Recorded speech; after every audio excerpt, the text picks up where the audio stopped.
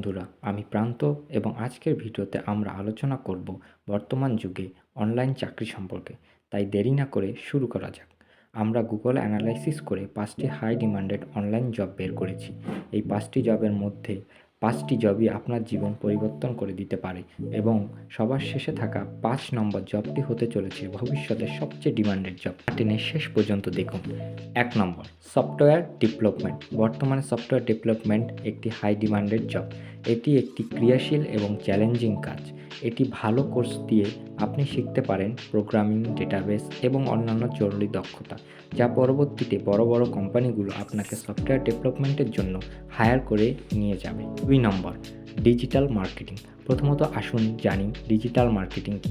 Digital marketing হলো ইন্টারনেটের মাধ্যমে পণ্য এবং সেবা ক্রয় এবং বিক্রয় করার মাধ্যমকেই ডিজিটাল মার্কেটিং বলে।